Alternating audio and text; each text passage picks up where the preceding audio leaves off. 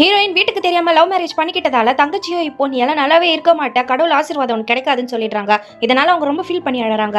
அன்பு அவங்க அப்பா தாத்தா வீட்டுக்கு தான் வந்திருப்பாங்க. ஆனா இப்ப அம்மா கிட்ட பேசிட்டு இருக்கும் போதே அன்பு வந்து நம்ம இங்க இருந்து கிளம்பிடலாம், எனக்கு பாட்டி வீட்டுல இருக்க பிடிக்கலன்னு சொல்றான். அன்பு கிட்ட அம்மா ரீசன் கேக்குறாங்க. ஆனா அவனும் சொல்லாம கோச்சிக்கிட்டு ரோட்டுக்கு வந்துடுறான்.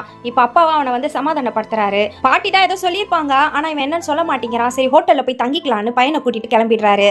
அப்பதான் பையன் அம்மா வேலைக்கு போறது தப்பாப்பான்னு கேக்குறான். ஹீரோவோ பெண்கள் வேலைக்கு போறதெல்லாம் தப்பு கிடையாது, அவங்களுக்கு பிடிச்ச வேலையை தாராளமா செய்யலாம்னு சொல்றாரு. இப்ப பையனை போகும்போதே வண்டியில தூங்கிடுறான். மழையும் பெய்ய ஆரம்பிக்குது. இப்ப அங்க இருக்க ஒரு மண்டபத்துக்கு தான் வராரு. அங்க ஒரு வயசானவரும் இருக்காரு. இப்ப பையனும் அங்கேயே தூங்க வச்சுட்டு இவரும் அங்கேயே ஸ்டே பண்ணிக்கிறாரு. அன்பு அம்மா வேலையை முடிச்சுட்டு வீட்டுக்கு தனியா தான் போவாங்க. அப்போ ஒருத்த வந்து இவங்களுக்கு ஹாய் எல்லாம் காட்டுறான். இதை பார்த்து அவங்க பயங்கரமா பயப்படுறாங்க. காசு மிச்சம் பண்ணணும் தான் டெய்லி நடந்து போவாங்க. இப்போ வேற வழி இல்லாம ஆட்டோல போறாங்க. ஹீரோவும் மழை பயங்கரமா பெய்யுது, அதனால இங்கேயே தூங்கிடலான்னு பையன் கூடவே தூங்கிடுறாரு. ஆனா காலையில எழுந்து பார்த்தா பையனை காணோம். பயத்துல தேடலான்னு போறாரு. அவனும் மலை மேல இருந்து கூப்பிடுறான். கீழே இறங்கி வர சொன்னா எனக்கு வழி தெரியலன்னு சொல்லிடுறான். ஹீரோக்கு முட்டியில பிரச்சனை இருக்கும், அவரால் கொஞ்சம் தூரம் கூட நடக்க முடியாது. இப்ப பையனுக்காக கஷ்டப்பட்டு மலை ஏறி போறாரு. அப்பா இவ்வளவு கஷ்டப்படுறத பார்த்து அவனும் சாரி சொல்லிடுறான். ஹீரோவும் அவங்க பையனும் இப்ப சன்ரைஸை ரசிக்கிறாங்க.